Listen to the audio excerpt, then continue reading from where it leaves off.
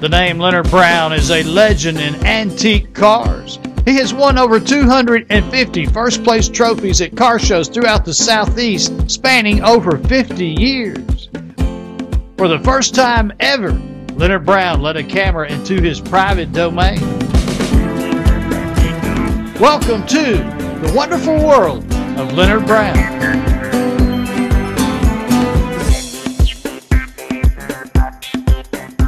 Hey, I'm here with Leonard Brown and what I would call the world of Leonard Brown. He has just got incredible things here.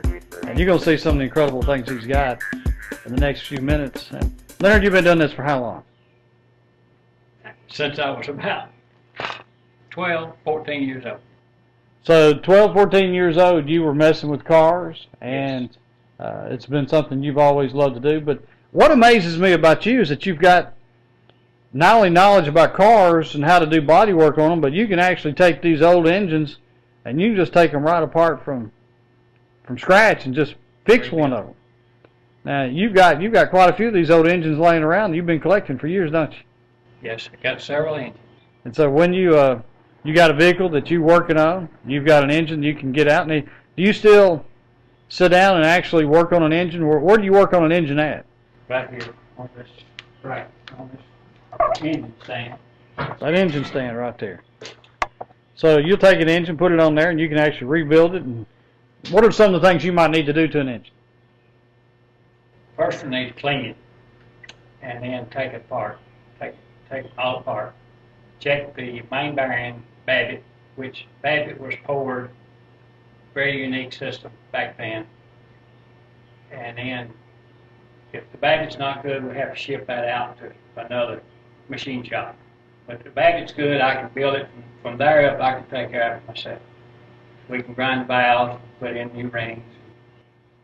That's the days when it was simple working on an engine, wasn't it? And you said a lot of these cars came with a kit to work on the engine? Gave you a toolkit. Gave you a toolkit. Give you all the tools you need to keep that car running. That's incredible. That came with the car, as well as the crank to crank it when the battery's down. Nowadays, the best we're going to get is maybe a phone number, a 1-800 number where to call to get it worked out. Now, you got a sort of a wall of fame over here. See you in about 2 minutes. There is this fun, incredible place to eat called Barrel House Barbecue. Oh my goodness! It is located in downtown Lynchburg. People travel from Europe all over to visit Lynchburg, Tennessee. And now, Barrel House Barbecue. I found a little bit of heaven now. Barrel House Barbecue rocks! It is some of the most bodacious barbecue you'll ever wrap your lips around. Food was outstanding, but the sauce was killer. The secret to the outstanding taste is just that, secret. Owner, creator, master chef Chuck will tell you this. I'd like to ask y'all to come on out and enjoy some good barbecue. We have a unique flavor. We use barrel wood. I actually cut barrels up and use the wood to make our pit barbecue. We also do it with our burgers, our grilled chicken, and our smoked sausage. So y'all come on out and try us. Thanks. I'm a little bit of heaven now.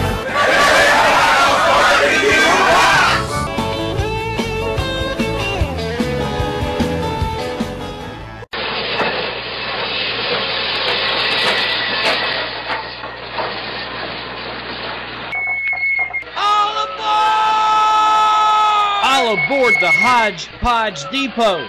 The magical train has just brought more incredible items for you to have the chance to take home. High quality, low prices. These Austin sculptures, $10 on up. This beautiful, unique lamp, $10. This cool as a moose table is only $15. All types of wall paintings and decor. Again, high quality, low prices. Books, beds, picture frames, pillows, dolls. Hodgepodge Depot is located on the main boulevard, 1 block from Sonic in Deckard, Tennessee.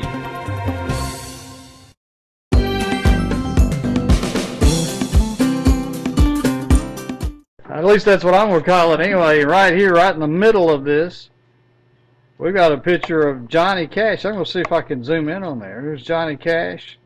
He's shaking hands with some handsome young man there.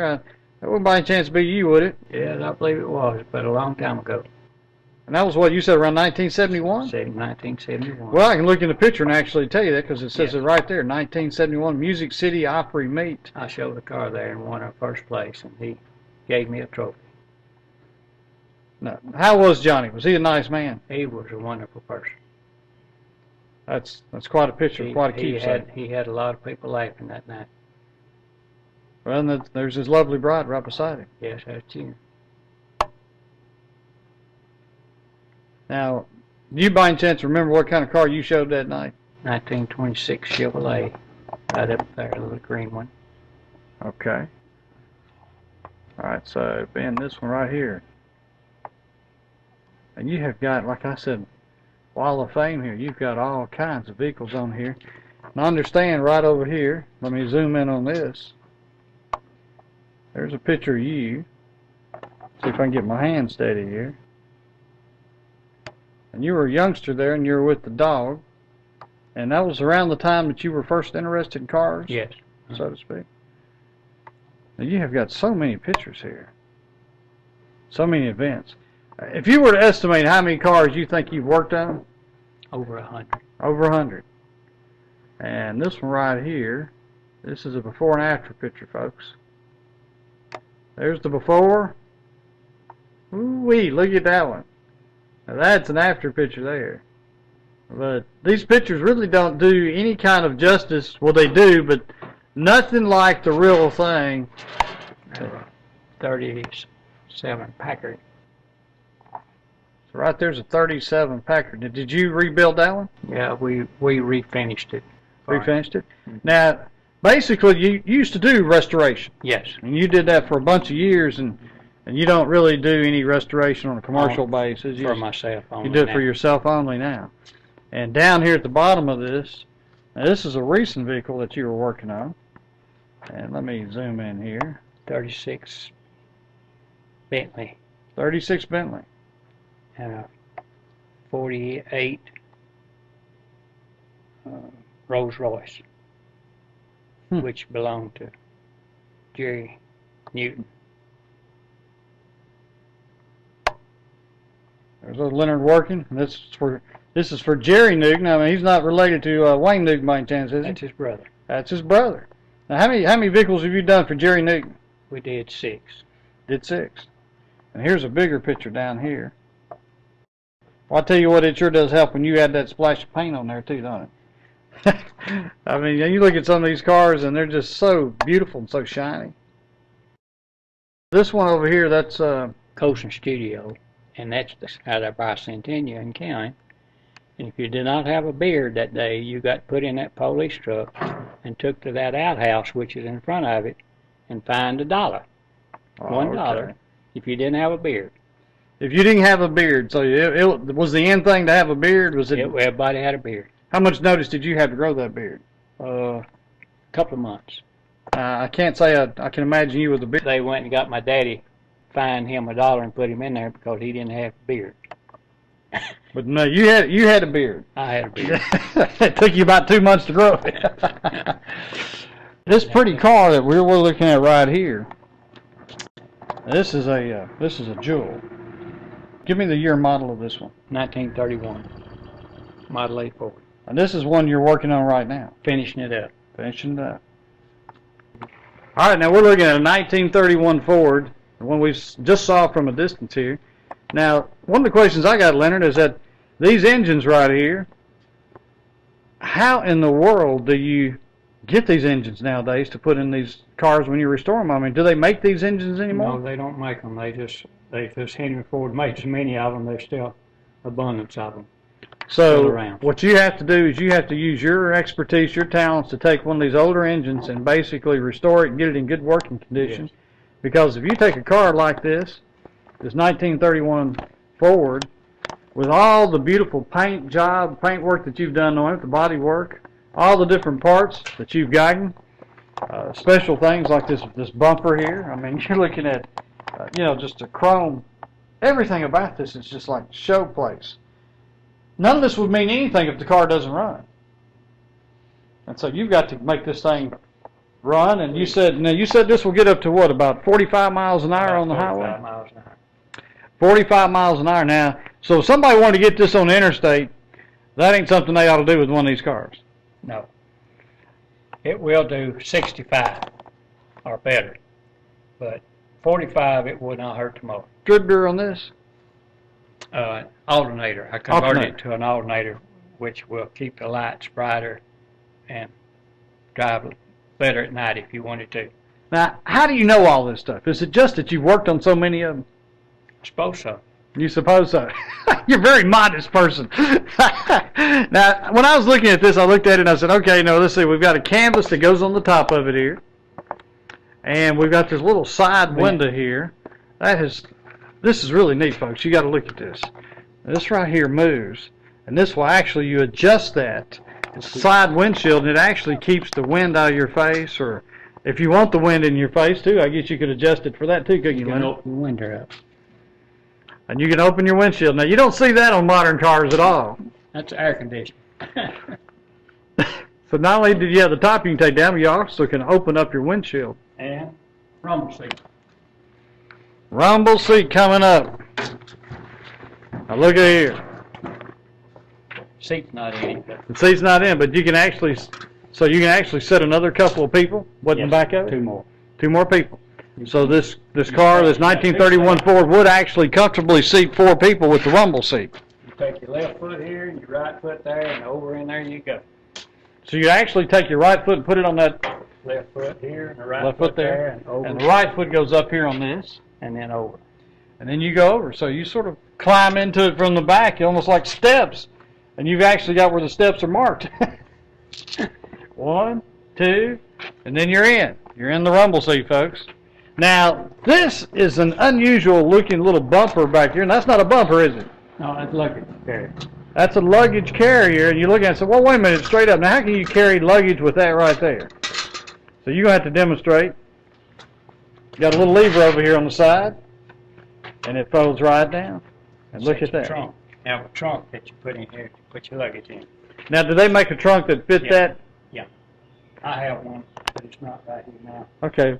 Now, would you normally supply one with the car, or is that's something they're going to do on their own? So they're going to supply. Well, I can't say. You know, let's face it. You've done all the work here. You've got this car put together, and it's just amazing. These vehicles. Now, I've never driven one of these. Now, how do they ride nowadays compared to the new cars? Not as near as good. A little rougher, you might A say. little bit rougher. So the shock system wasn't exactly what you catch nowadays, right, on a new one. But you are looking at a beauty. And that thing right there is just a big, big car. Now these tires. Now, do they still make these tires? They still make the tires. Get them in Chattanooga. Yeah, they still make the tires. Well, I was thinking that there's only so many things you can improvise, and surely somewhere somebody made those. Now, can you get a lot of parts nowadays to these cars? Yes. Mm-hmm. It's just the engines you cannot. Yeah. But a lot of the pieces of the cars you can buy, and they make the fender. They make the running boards. They make the spare tire cover, and the hood caps, and the valve stems, and the mirrors. They make all that stuff. Makes it a lot easier to restore when you can buy it new. is it pretty expensive as far as these parts go? Not really. Not really.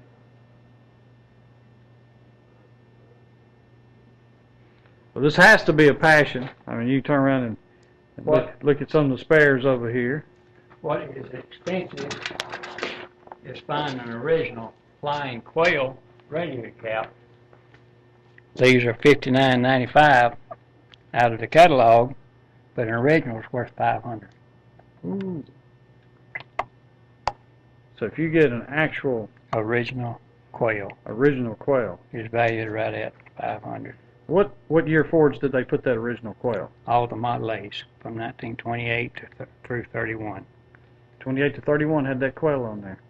So I've never heard of a Ford quail. Now I know what a Ford quail is if anybody were to mention it. He put that on there and made it look like speed.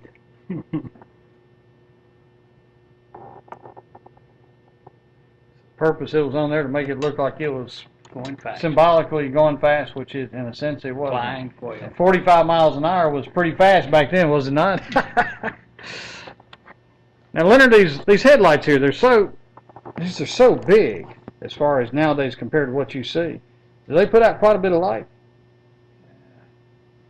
Like a big flashlight. Like a big flashlight. And you got, of course, 2 of them here. And that horn is right underneath it. Now, what kind of sound do you get out of that horn? I know this one's not hooked up yet. It's an iuga. Oh, that is an iuga. Iuga. So you got to have an iuga, I guess, on a 1931, right? But you've got over here on this interesting vehicle that we're fixing to show, you've got a horn that is really impressive, folks. I mean, it's not hooked up electrically. It's one like if you had a bicycle when you were a kid. And I'm sure, did you ever have a bicycle where you had one of those horns that you squeezed like this one right here? Yeah, I did. I think everybody did, and but I've never heard one sound like this one right here. Yeah, see you in about 2 minutes. Welcome to my grandma's world. Welcome is the word. It is one of the most incredible gift shops you'll ever set foot in. And everyone who leaves is a friend.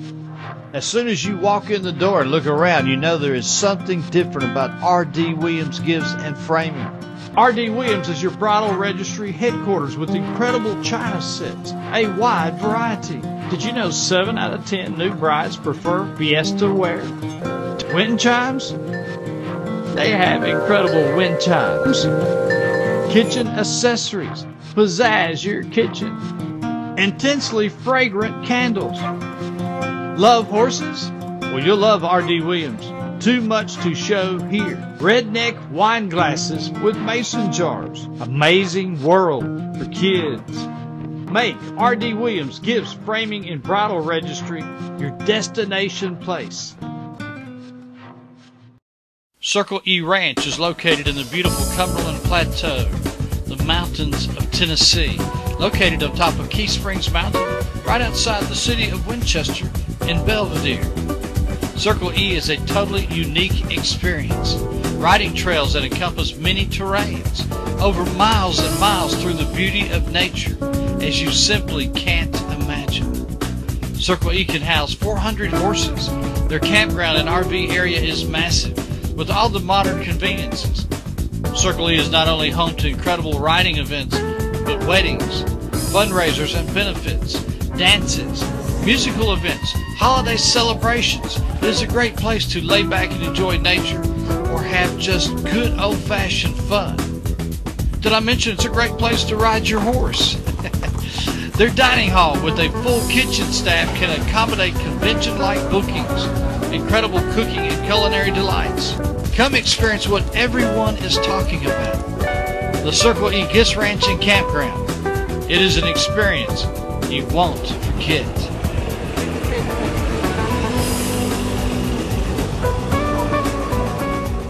Now I'm zooming in over here, or panning over here to look at this. Now this, a lot of people say, oh man, look at that Woody. That is not a Woody. That is, what would you call that vehicle? A depot hack. That is a depot hack. H-A-C-K, folks. And you look at it, you're like, oh my word, what is that? Because the woodwork on this is just beautiful. I mean, it's just incredible here. And Leonard, I'm looking at some kind of cloth or some kind of rug on the back of the front seat. What is that? That is a robe that you put over your leg when it's cold, because you didn't have a heater. You went to town in the winter, you would get very cold, so they made a lap robe. So they call it a lap robe. Lap robe. A lap robe. So when you're going down the road, no such thing as a heater back there with vents blowing up on you. What you did is you just did the basics. You turn around and you grab that lap robe and you pulled it up over your legs to keep you warm. And even the ladies with the long dresses, they still needed, anybody needs something to keep them warm. You get out, I mean, this thing's wide open. It has no sides to it whatsoever. Did it ever have a canvas that went over the sides of it, or is it just like we see it? It's just like you said. Folks, you'll notice the big tires that we've got here.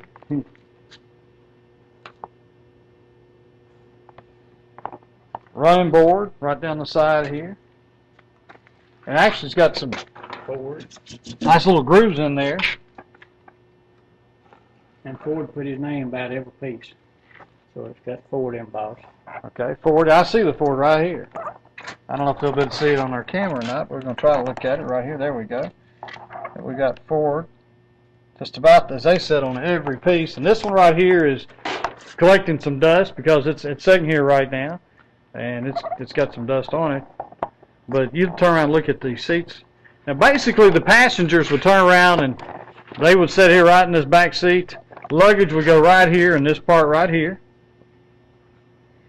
And then you'd have someone that actually carries them, obviously, you know, drives them to wherever they're going.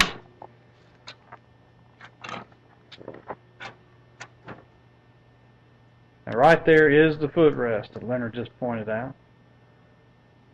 A lot of detail. A lot of detail on this stuff.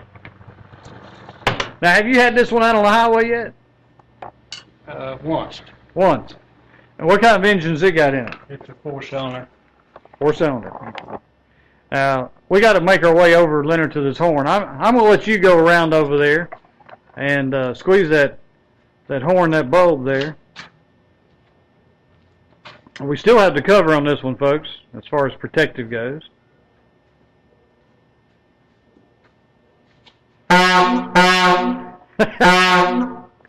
Now that's a horn. Now, Leonard, I never had a horn like that on my bicycle. Never had one like that. If I had, I probably would have been the kid in the neighborhood.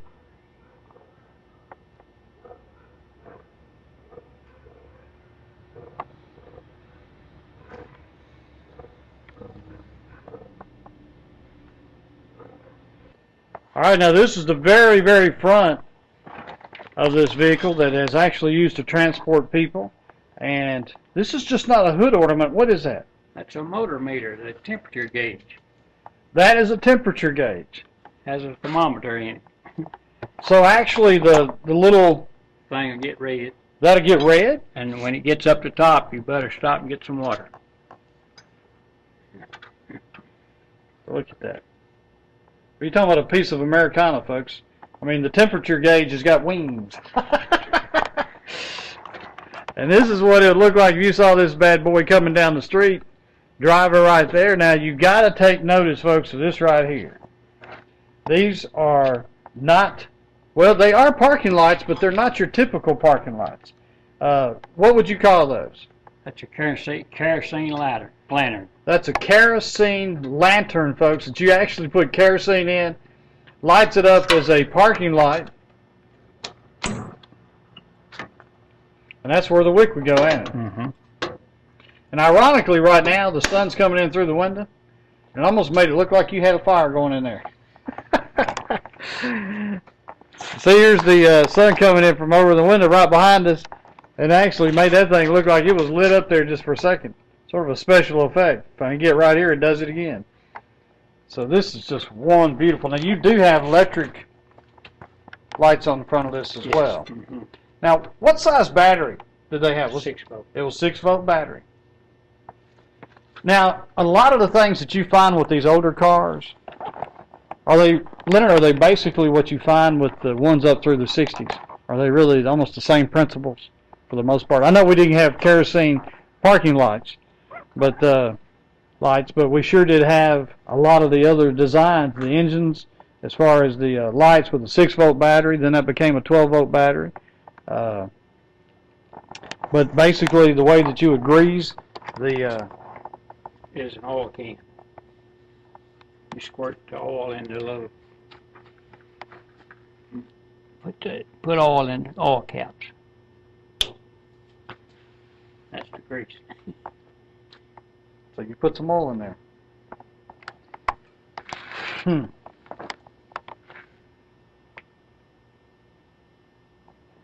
this is one you can hand crank to. Now this is one that you hand crank, and right there, folks, is the hand crank right there. So you actually could start it up by moving that thing around. And you did have to hold it.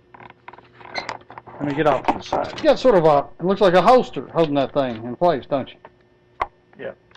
Crank holder. Okay.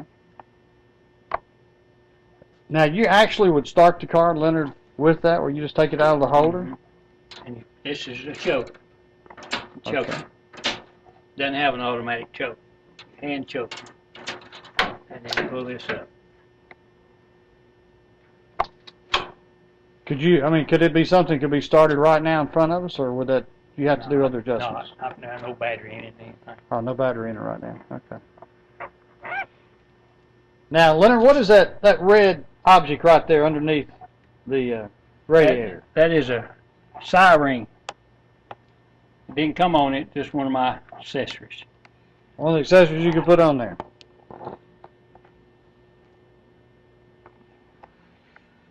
These lanterns are just, it's amazing to me that they actually use kerosene, and it'd be like a parking light. And the tail light's away too. And the tail light's that way too. So you got kerosene in the tail light.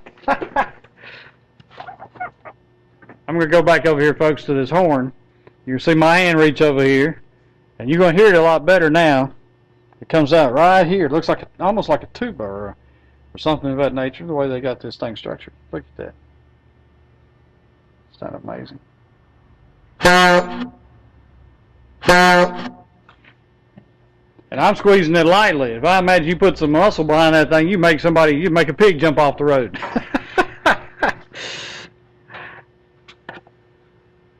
Now, gear shift. Tell me about how's the gear shifts and all this stuff working this?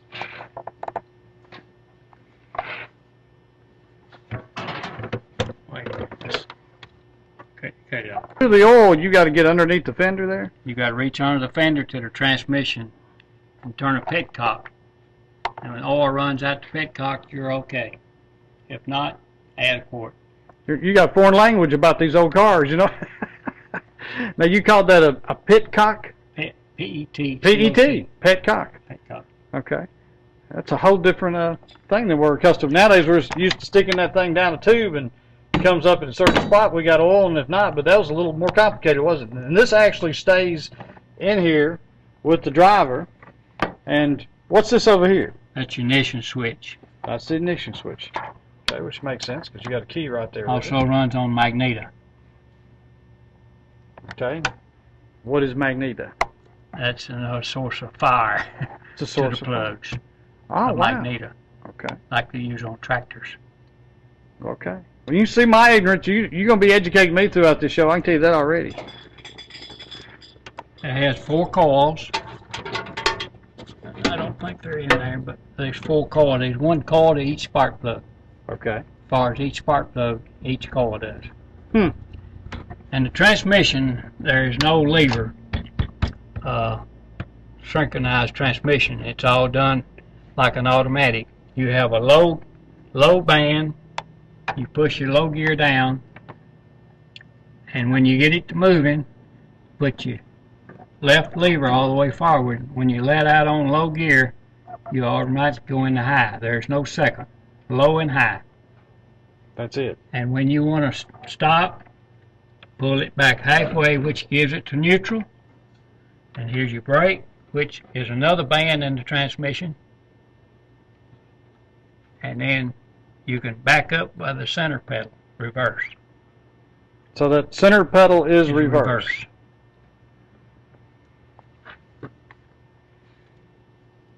You almost have to have special training to drive one of these, don't you? You got that when you bought one. Now, are a lot of these older vehicles, do they have this same type of system, or is this pretty well unique? It stopped in 27. Stopped in 27.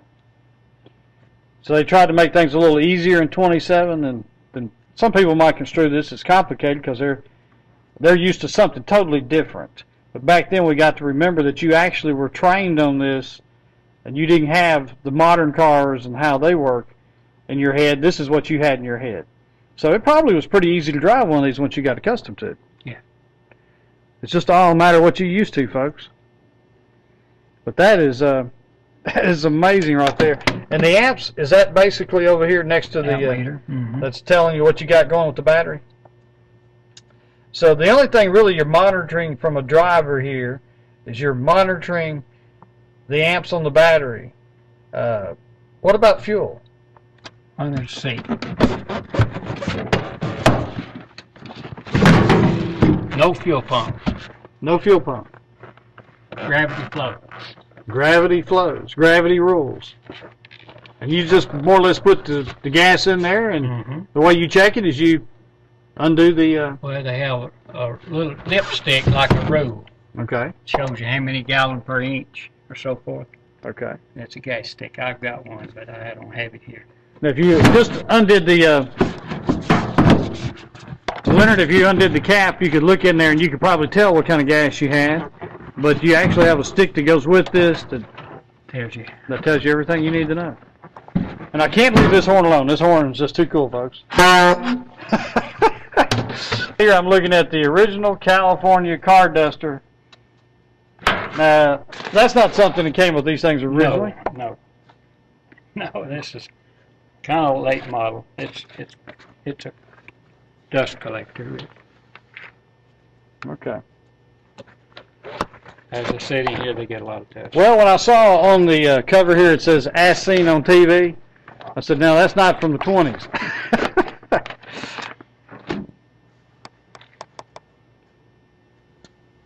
Now, was this horn? That's an aftermarket. That's an aftermarket. And this one right here was made in India. But basically, the other horns were really just like this. Ford. The Ford horns were just like this one here. This is just an aftermarket. And this particular horn right here, as you can see, was made in India. Here's your side rearview mirror. And if you were sitting in the driver's seat, actually looking at this steering wheel, this is what you're looking at. Now these are not turn signals, are they? Are these turn signals? Your spark control, your advance, which the modern cars is built-in automatic.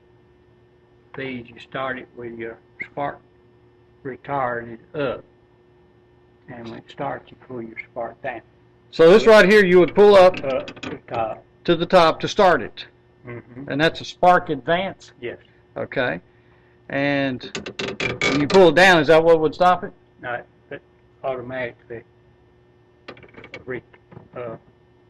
Resets itself? Comes down? When it comes down, it goes into full timing.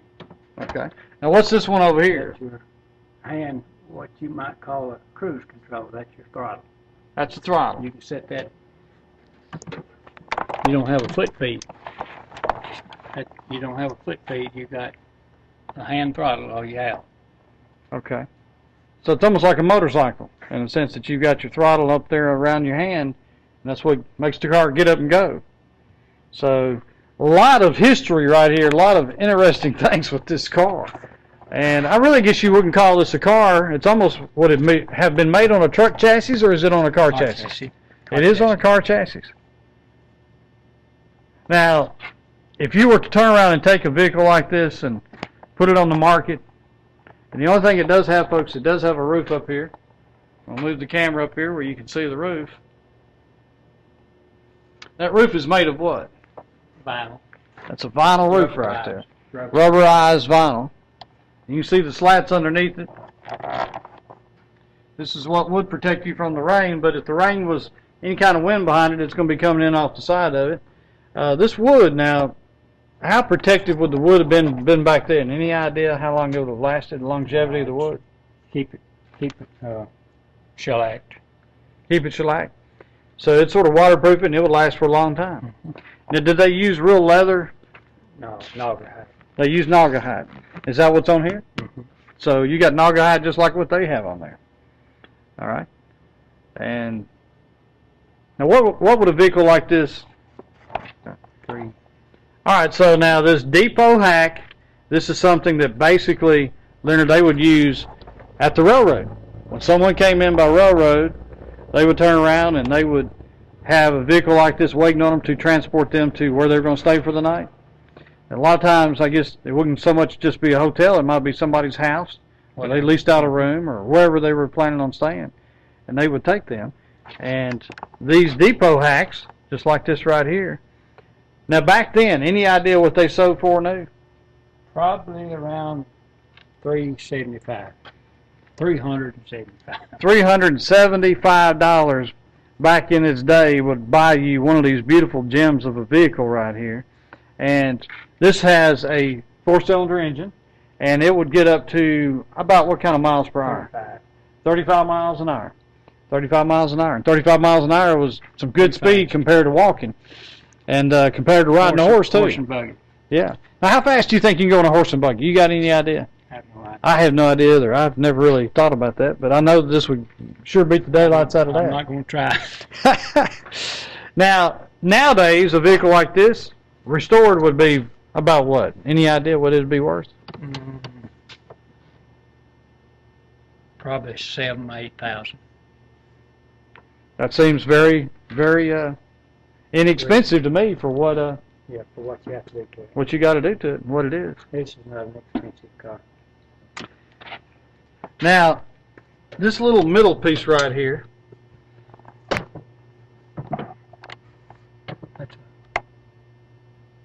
that's a skull. Skull. Now, was that part of the original thing, or was that a Leonard add-on? That's off one of my motorcycles. So that's off one of Leonard's motorcycles right there, and a little Leonard touch, right? Hey, you got to have originality going here. You know what I'm saying? You got to have fun with this. Now, if you were just straight out honest, me talking to you about this, how much do you enjoy doing this? It's my life.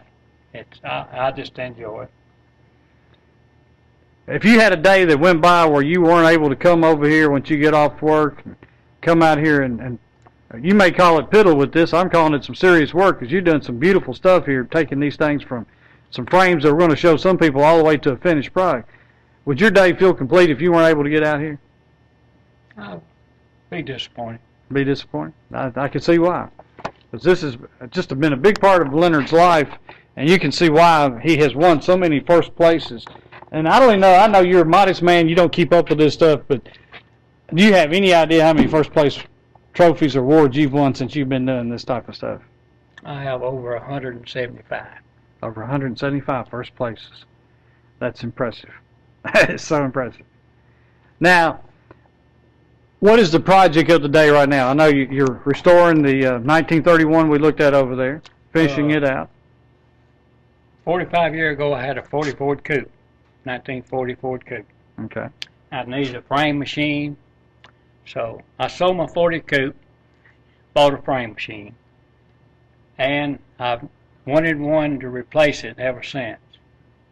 And I found one about 3 months ago, and it's right here, and it's under restoration. It's going to be just like the one that I sold. And you're talking about a frame machine that will do what?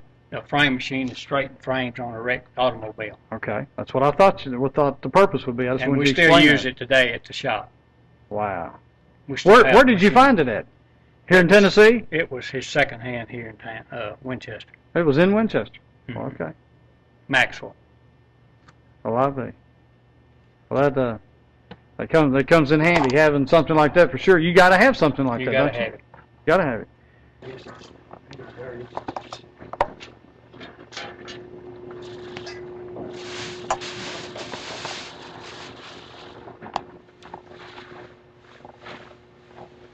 License plate pretty well tells it all, does it not? It does.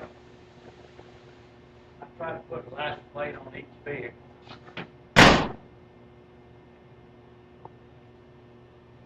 Now, this 1936 Ford. Give me a little bit of description about what kind of Ford this is, or did they just make one type of Ford back then? 36, yeah, that's all. They made different body styles. Is that a Greyhound? Greyhound. This right here is a V8. V8. You can tell by the hood here. So I guess when they got up to the point they were talking about 8 cylinders here, they were thinking about these things would get up and go here. And this is 1936, folks. Now you've got a story behind this vehicle right here. Why don't you tell it to our viewers? Somewhere around 1964, Dad and I would go to Nashville and buy used cars to resell. And we saw this one on the way back one day at a service station, and I asked him to stop, see if we could buy the car, and he did, and I bought the car, gave a big old $350 for this car. Whopping $350 for it. Yes. Now, what kind of condition was it in when you bought it? It was sad shape. The engine would not run, but basically it was a good, sound, solid car, and it had to be refinished, of course, and reupholstered, and put a new rebuilt engine in it. So you took this car, and you basically, your dad was with you. He had the $350, and y'all had a tow bar, right? Right. And you took it and you restored this, and then you gave this car to somebody, did you not? Yes, I gave it to my dad. Now, what was his expression, or now he knew that you restored stuff, because you had a shop over there where you had, what, about 5 or 6 cars on display? Mm-hmm. And so he knew the kind of work you could do. Did he know you were doing this for him? He had an inkling of it, but he didn't really know what I was doing. But I got it finished, and I went to let him drive it, and he drove it around the block, and I said, now, Dad, take this car and put it in your garage and drive it every day you like to drive it. And he said, no, sirree, the car's too nice for me to drive. So put it back in the showroom. Well, it was a nice gesture on your part anyway. He did drive it once. So you got this car here as one of the vehicles that you've got. You've got several, but this is just a beautiful, beautiful Ford. And there goes that telephone. Now, you can definitely hear that telephone when it goes out in Leonard's garage here. I can tell you that up front.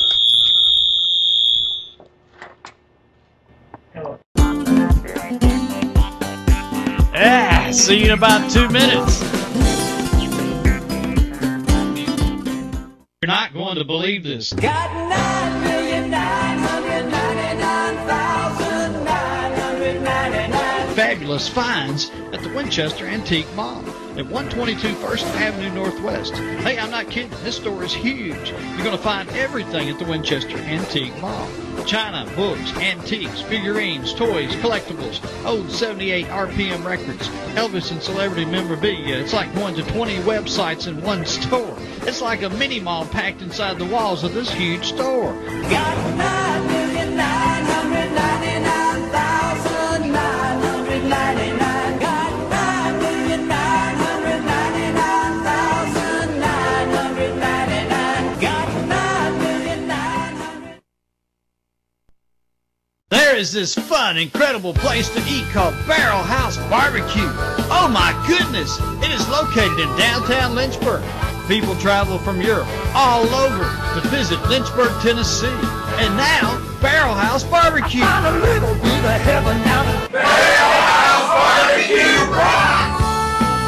It is some of the most bodacious barbecue you'll ever wrap your lips around. Food was outstanding, but the sauce was killer. The secret to the outstanding taste is just that, secret.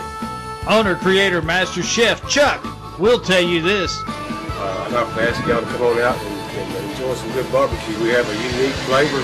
We use barrel wood. I actually cut barrels up and use the wood to make our pit barbecue. We also do it with our burgers, our grilled chicken, and our smoked sausage.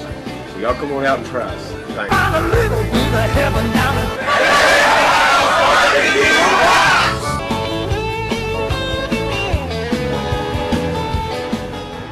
That toolkit is for this? Okay. This came with the car. This toolkit right here actually came with the car. Wow. You know, you really don't think of anything like that. You don't think of, you buying the car and it has a jack nowadays, but you don't, never would have thought that they had Grease gun, pump, car pump, and all your wrenches. It was a well thought out machine. Basically, they said, okay, this is the tools you're going to need to work on that vehicle. Now, if you took that display of tools right here, you couldn't even begin to put the display of tools you would need to work on a modern car. Probably, it would take up the entire room of that vehicle, don't you think so? Yeah, truckload. That's quite a difference, okay? Here's the before, okay? Tools it took to work on a car, and we're talking about the entire car. And if we want to look at it, probably nowadays you could say, okay, wait a minute, we could go over here to this toolbox and Lord knows what else. And, you know, it'll take up, like I said, the space of that car, and it still probably would be everything you would need to work on something. Now, anything in particular about this car that's unique about it? If you were to describe this car to me, like I didn't know anything about it whatsoever, what kind of seating did it have? It's good seating, drives good, mechanical brakes, which didn't stop too well. Okay. So you didn't really want to do much more than 65 in it. But you could get up to 65 in this You'd do about 1936. 85 or 90. 85 or 90. Yeah. So all of a sudden we've moved up from 1931 going basically 45 miles an hour to now we're talking about a V8 of a room, and we're talking about 85, 90 miles an hour. And unless you wanted to play Fred Flintstone, stick your foot out and try to stop it, you didn't want to go up much of what, about 65? 65, we plenty. I bet 65 back then was just outrageous. It was a little fast, yeah. So did people race these type cars? I mean, Yeah. was there racing events because of V8s and the bigger, better deal, so to speak? Now, did the bigger engines that came along, did it actually promote, you think, racing? Obviously, human nature can go faster. Hey, mine will go faster than you. They started with the 4-cylinders.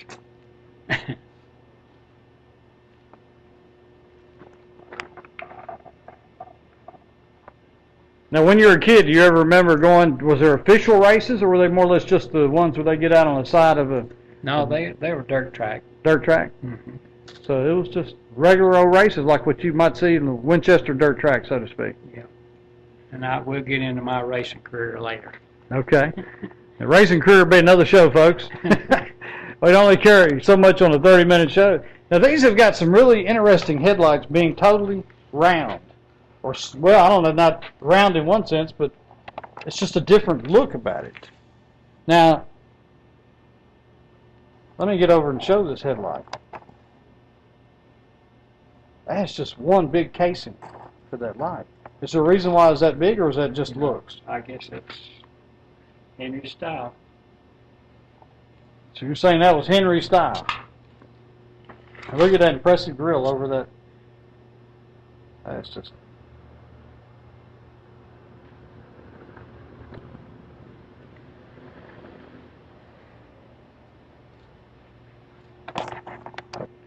Let's say that one more time.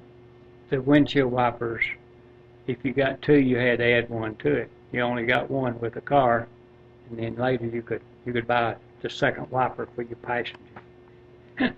So the driver will be able to see clearly. The passenger, if you wanted to add on later on for some money, then your wife's sitting over there. It probably was a very blurry trip, wasn't it? Especially if it was raining. Honey, you have to get this second windshield wiper. It's driving me nuts. I can't see where you're going.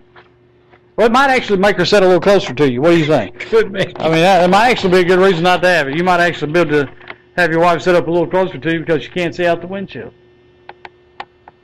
Now, did most of these older cars, did they all have running boards? Was that just something that was the style of the day, or was there practicality to it? Practical. Get in now. Because you really have a little distance to get up and to get into these vehicles. Yeah. Now, remember the day that you ride on those running boards from here to Winchester, you could be hitchhiking, and you stop and get on the running board and ride to Winchester. Well, But you don't do that today, do you? well, no. Can't say I've ever seen anybody standing on a running board riding on the side of a car. Nowadays they'd be trying to issue him a safety belt or something to suspend him on the side over there. Just kidding, but you know, it's amazing if you think about this. They had the cars, and you know, someone hitchhiking could turn around and get on that running board right there. And what would he hold? Just hold on to the door handle? I mean, it's not like there's handles over there. Inside, probably if windows were down, they could hold on around the door. Yeah, windows down, hold around the door. And that nobody. A policeman saw that, he didn't even think twice. We actually did it. I mean, I remember those days.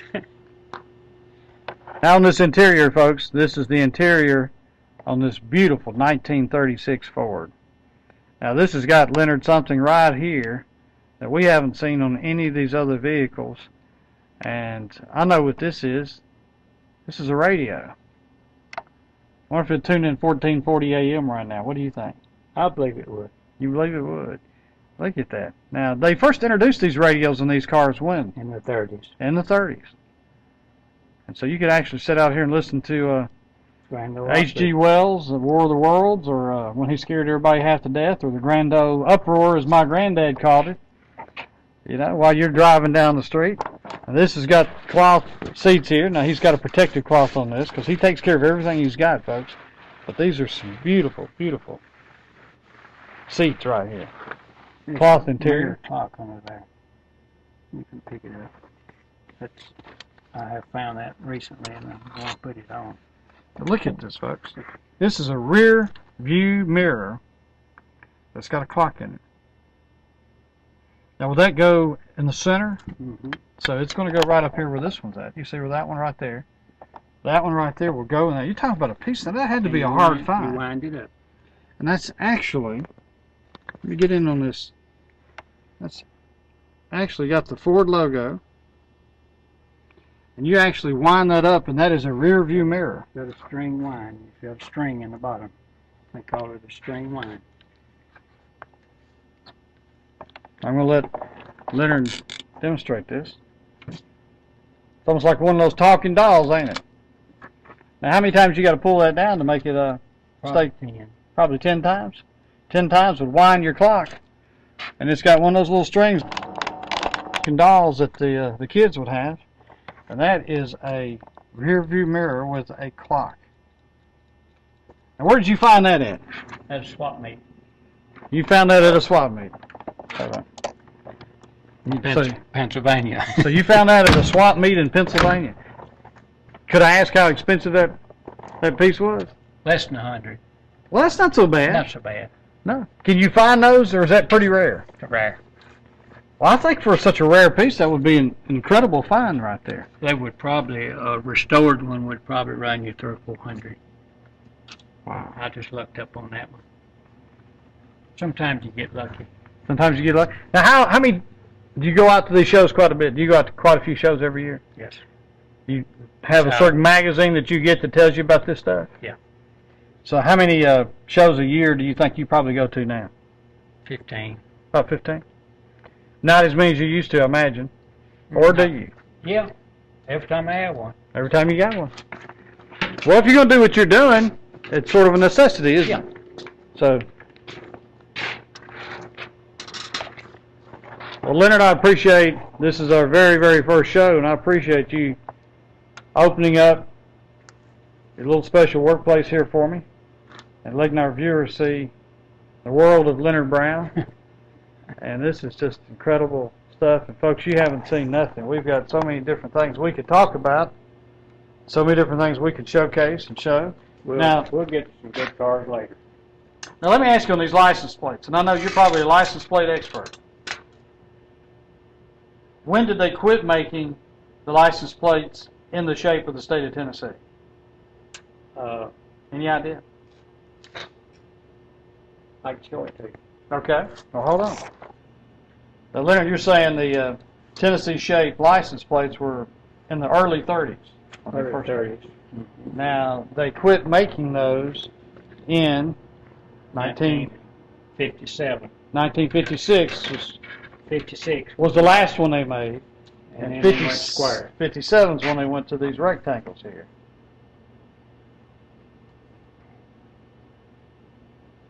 They did that the whole United States wide. Now, did the other states, like Idaho and those places that had all these unusual shapes, did most of these places like doing their own shape of their No, their that's all. They were square, but they have a different design. You can. But Tennessee had that good old volunteer state look up until 1956, folks. In 1957, they went to that rectangular look right there.